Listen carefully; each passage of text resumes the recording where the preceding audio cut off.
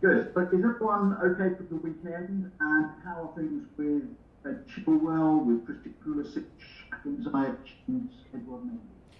Yeah, Mendy and Chilwell are in the squad for tomorrow, so they're fit. So we'll see whether they start or not. And then the other ones, Ziyech and Pulisic, are not far away. They're still in their recovery stage, so it's too early for them both. You've only had a few days to work with Edward, but what have you made of it so far? What does it mean to at least have him available? Yeah, all very positive. The early signs and interactions, just as a man and also on the training pitch. So he settled in very well in those few days, and we've made him very welcome as always. So yeah, no, it's competition. He's a good goalkeeper. We know that. We know a lot about him, and we'll see how we go. But how do you go about addressing the issues that cost you at West Brom? They were individual mistakes. What can you do about that? But yeah, very clear individual mistakes. You can't hide from them. The players, the individuals can't, and that's where you just need to have humility and hold your hands up. And I think players should. Thiago Silva definitely did, because that's the kind of character he is. And the reason he's been one of the best in the world for the last 10 or 15 years is because he doesn't do it much. So we have to take the game on the chin in terms of the fact that there were 3 individual errors gave us a real mountain to climb. The positive was that we climbed it to a degree and got a point, although we would always want more when we have such a domination of a game against a team that defend, but the circumstances made it difficult and the reaction was actually good. Last one, please, Ian. Big talking point from the weekend, the new handball law, the way it's being interpreted. Steve Bruce got a penalty, said we've lost the plot. Roy Hodgson, who had a penalty given against Crystal Palace, said it was a nonsense and it's ruining the game. What's your view on it all, and is it something that collectively Premier League managers can do something about?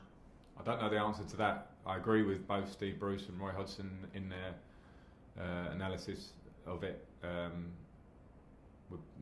They've been in the game longer than myself, but we're all in this game, and I think we all understand that when people jump in the box, your arms will naturally move into different positions.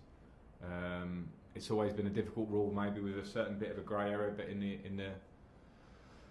the idea of trying to find some clarity, we've actually gone the other way and made it something that just doesn't feel right at all. So I'd like to think something can be done to change it.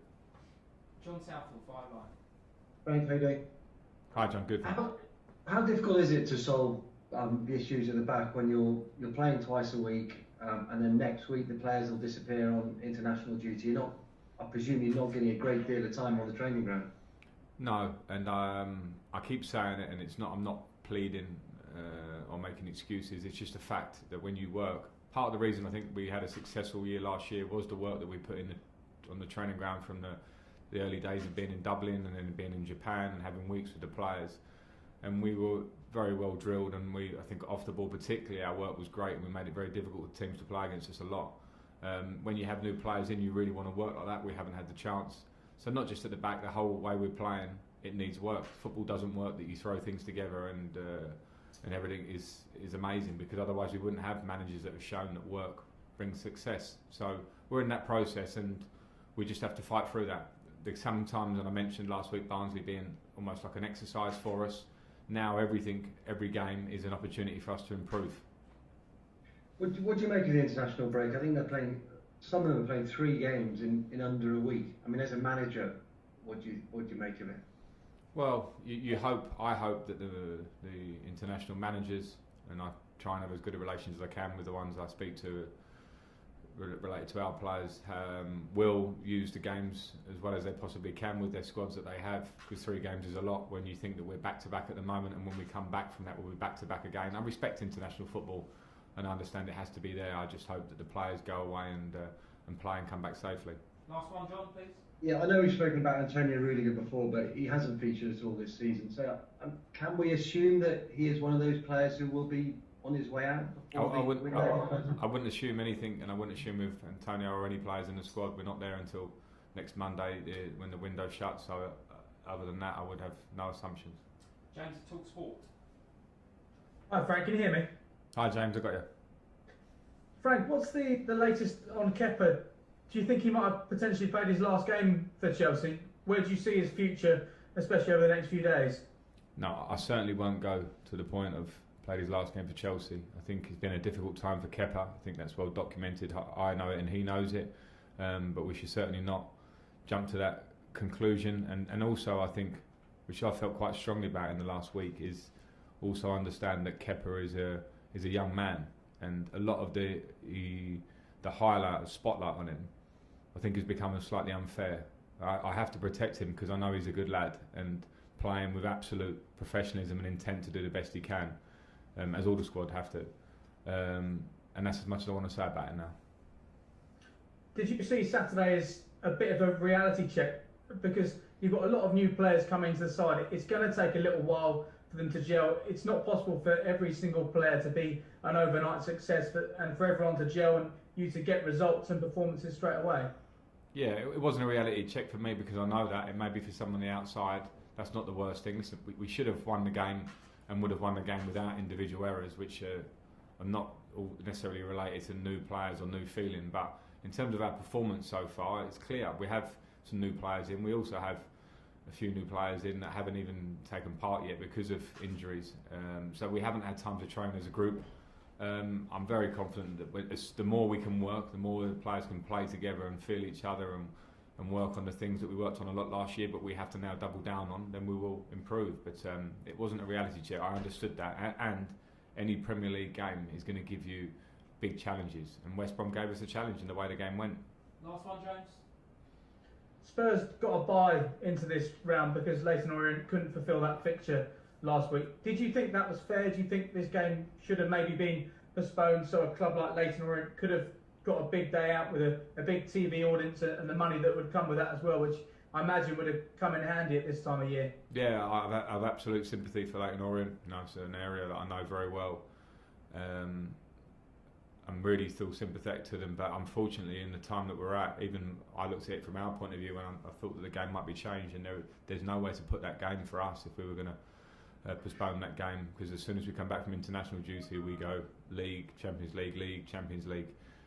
So it's very unfortunate for Leyton Orient, and I don't know the details, but I think it seemed like the best solution, and maybe they've missed out, and let's hope that they have been or can be compensated in some way to make up for that.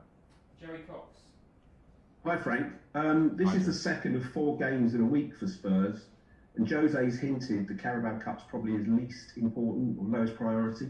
Does that make you favourites, and where does it rank in Chelsea's ambitions this season? Yeah, I mean, I know that, and I know, Jose, it's a busy time for Tottenham because of the Europa League. It's a busy time for us all. You know, they had a free midweek last week.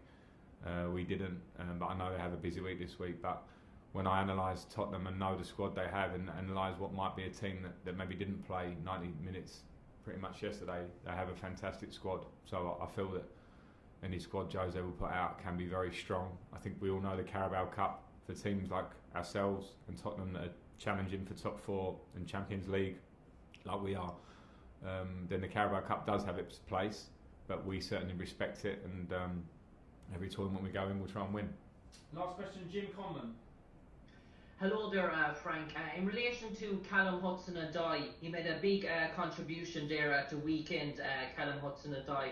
And do you think maybe going forward, Callum's going to have a big part to play in the season with the likes of Hakim Ziyech and Christian Pulisic coming back from injury? And also, what does the future entail for Victor Moses? He had a successful enough loan spell at Inter Milan. He's going to be back in. Is he going to play a part for you this year, Victor Moses?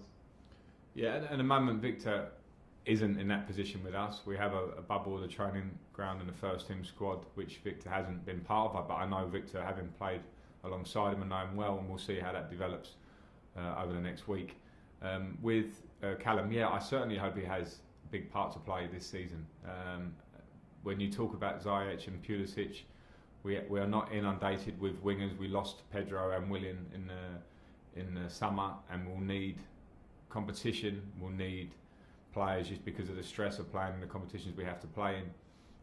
And if Callum comes on and makes impacts like he did at West Brom, if he keeps improving and developing every day, he's a huge talent. So let's see.